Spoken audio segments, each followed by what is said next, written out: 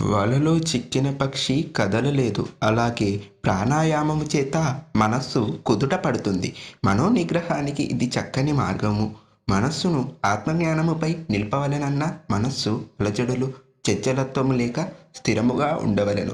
మనస్సు పరిపూర్ణ ప్రశాంతతను, అన్నింటా ఉన్న ఏకత్వమును గుర్తించినప్పుడే కలిగినను జ్ఞానమును శ్రవణము, మననముల ద్వారా పొందుటకు మనస్సు తాత్కాలికంగా నెమ్మదించవలెను. ప్రాణాయామము మనోవేగమును తగ్గించి మనస్సును స్వాధీనము చేసుకొనుటకు సహాయపడుతుంది.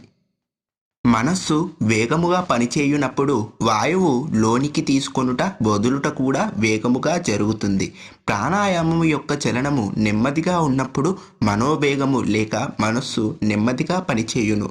కనుక మనస్సునకు ప్రాణాయామము అన్యోన్య సంబంధము ఉన్నది. ఆలోచన సమూహమే మనస్సు. ప్రాణాయామమునందు దృష్టినంతటినీ ఉచ్ఛ్వాస నిశ్వాసలపై నిలుపుట వలన మనస్సు దృష్టి అంతయు ప్రాణవాయువుపై మీద నిలుపుట వలన మనస్సులో ఆలోచనలు తగ్గి మనస్సు నెమ్మదిస్తుంది. వాయువును లోనికి తీసుకొనుట పూరకము, ఊపిరితిత్తులను వాయువుతో నింపుట అని, వాయువులోన నిలుపుటను అంతఃకుంభము అని, వాయువు బయటకు వదులుట, ఊపిరితిత్తులను ఖాళీ చేయుటను రేచకము అంటారు. ఊపిరితిత్తులలోని గాలిని పూర్తిగా బయటకు వదిలిన పిదప మరలా గాలిని లోనికి తీసుకొనక అలా నిలుపుటను బాహ్య కుంభకము అని అంటారు.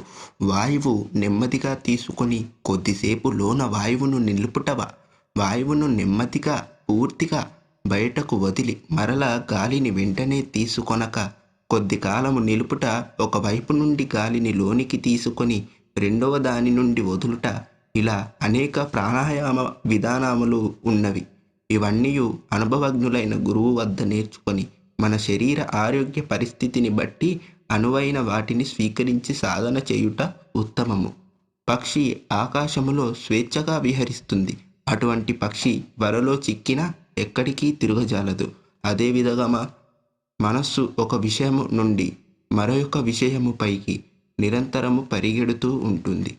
అటువంటి మనస్సు ప్రాణాయామం చేయుట ద్వారా దృష్టి అంతను ప్రాణవాయు చలనముపై పెట్టుట వలన మనస్సు ఎటు కదలజాలక మనో అలజడులు, ఆలోచన వేగముగా తగ్గి మనస్సు స్వాధీనమవుతుంది.